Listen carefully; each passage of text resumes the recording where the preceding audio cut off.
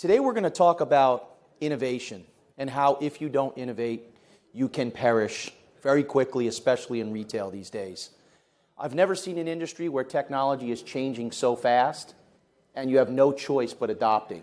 Did you see some really cool technologies at the show so far? Things that you like, things that you're using for your business or plan on using? Yes? Almost 100% yes.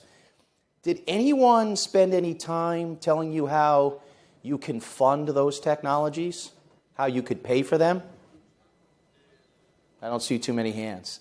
We're going to focus today on how you can pay for some of those technologies. My name's Sebastian Grady. I'm the president of a company called Rimini Street. I've been here for about 9 years. When I joined the company, we were $20 million in revenue. We're $300 million now, and we have 1,200 employees, and we have worked with 25% of the store's 100 retail companies. So we know a little bit about helping companies through retail. This slide right here is from McKinsey. I started my career at Accenture because I couldn't get into McKinsey, Bain, or Booz Allen. Anyone work for McKinsey, Bain, or Booz Allen? Those were the real smart companies. It was like growing up in New York City and you had to take that test in junior high school to see if you could go to Bronx Science, Stuyvesant, or Brooklyn Tech. Anyone take that test? Yeah, oh, you took it back there. All right, I like it. That was interesting. I took the test. I got into a couple of those schools, but I chose to go to public school. PS 26, Ryan Junior High School, Francis Lewis High School, all in Queens. And then I got lucky enough to go to Rensselaer Polytechnic Institute, which I'm not sure I would have gone there if I could do it all over again, but I had a great guidance counselor that said you should set your sights higher than SUNY Binghamton or SUNY Albany. And I'm like, really? There's better stuff than that? And I did, and I got an RPI, and I got out with a computer science degree. And I remember graduating back then, AI was the next big thing in 1987. And now AI really is big because we actually have the compute power to do the machine learning. Now, McKinsey, if you haven't worked there, my slide deck's going to be available. And in the speaker notes, there's some excellent links to some interviews that McKinsey's done with some top retailers. One of them that I really liked was with the CFO of McDonald's. So back in 2015, McDonald's had like 6 straight quarters of declining same-store sales. Since then, they've had like 15 of increasing same-store sales. And they spoke to the CFO, not the CEO, not some other business person, but the CFO. And the CFO said that we increased our investment. This is a $20 billion company, McDonald's. We've increased our investment in technology more than any other line item on the balance sheet.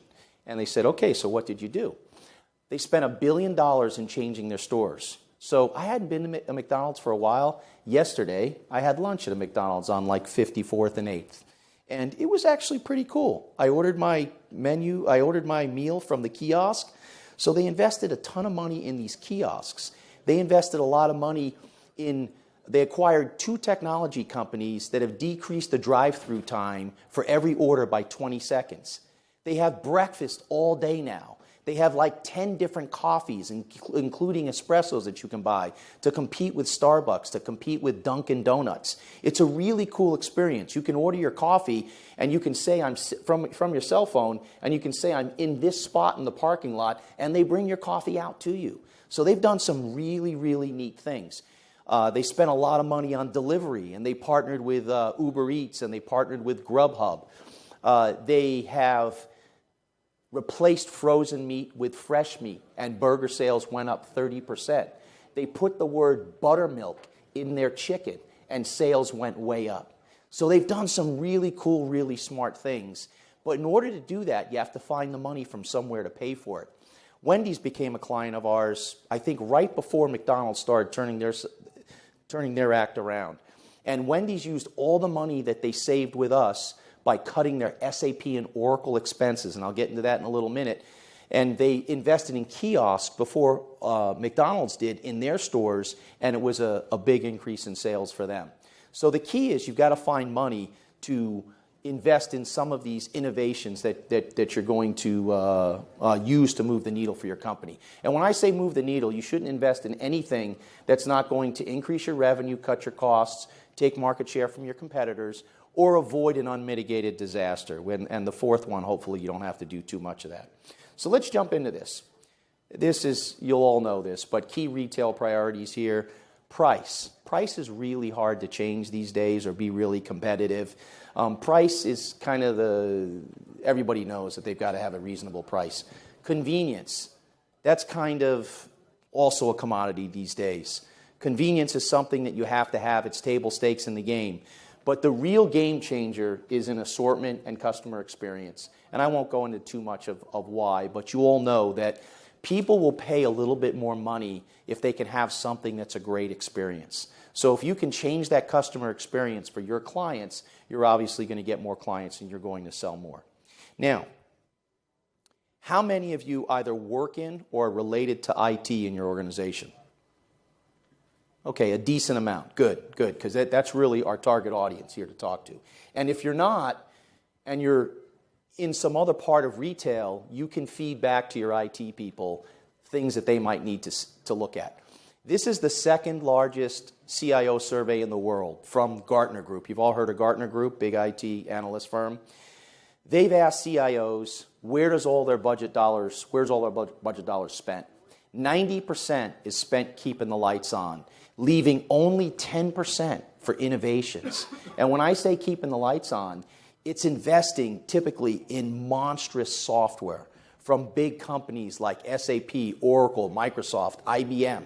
And they have good products, really good products, but you really have to watch where you're spending that money. Don't just buy everything and continuously renew every time that they talk about doing that. Because what you really want to do is you want to free up that budget to fund new innovative technologies. One of the issues with these big software companies is that they're all selling perpetual software right now, and the world is kind of moving to the cloud or moving to software as a service. Now, Salesforce.com figured that out. Companies like Workday on the HCM side figured that out. But when you look at Oracle and SAP, sure, they have cloud products, but the majority of their revenue still comes from the on-prem products. Oracle's a $40 billion company as an example.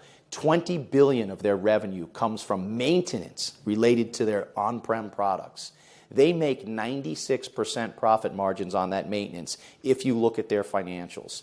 So when you're spending $1 million or $2 million a year for annual maintenance to get new product updates and support from a company like Oracle, 96% of that is going to the bottom line. So you need to look at how you can change that. The other problem is you're forced to do upgrades just to stay supported. The rule of thumb, if you're spending, let's say, $1 million in annual maintenance, is a major upgrade is going to cost you $2 million, and you're going to do one every 5 years.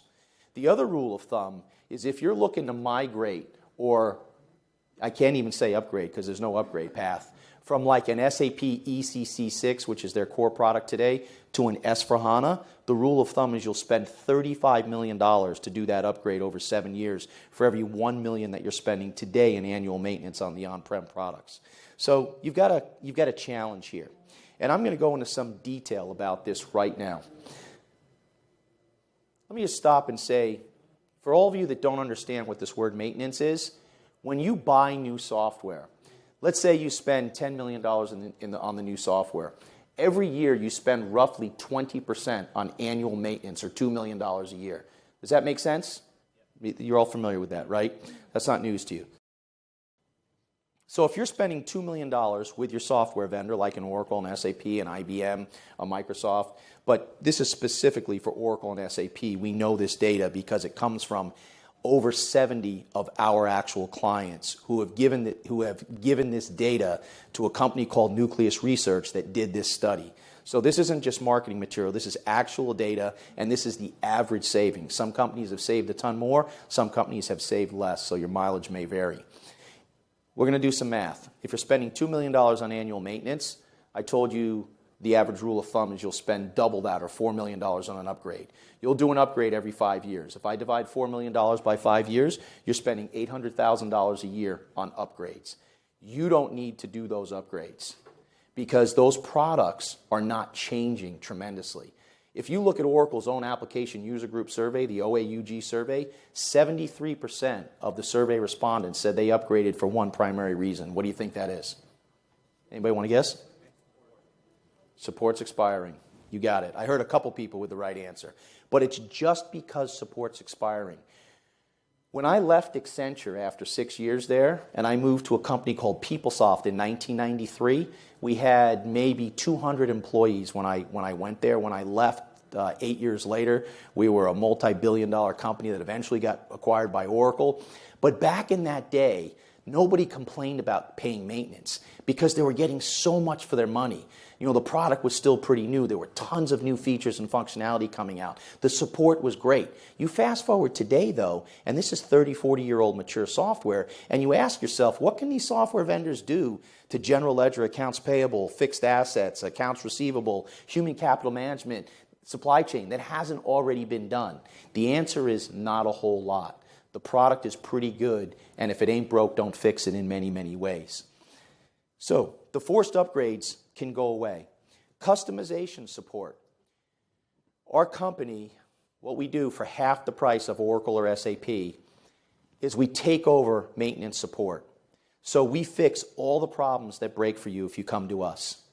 60% of all the cases or calls that we get are related to custom code, interfaces, integrations, performance tuning, how-to questions. None of that is covered by the Oracle and SAP maintenance. All of that you have to pay for consultants to get from an Oracle or SAP. So if you think about what causes the product to actually break, software doesn't wear out. The average SAP or Oracle customer is in production on a release of software that's been GA or generally available for 8 years. So it's 8 years old. In the first, 2 or 3 years, all the bugs will come out of that software, 99% of them, and they'll be available for you to take those fixes. So then you ask yourself, what causes the software to break after that? Because software doesn't wear out. It's really two things. You change the code or you change the data. So the software sees a new condition that it's never been tested for before, and then it breaks. Now, you have to change the code and change the data to run your business. Many people think that's a bad thing. Oh, I can't change anything. It has to be completely vanilla. That's not true. You can't run your business unless you configure the system to meet the needs of your business. Even the new cloud SaaS product. People think these are like set it and forget it. No way. We're in the Salesforce.com business right now. And for every dollar spent on Salesforce software, Salesforce will tell you $4 are spent on configuration, consulting, systems integration, making the product run. So none of these products are really just set it and forget it, and there's nothing you need to do.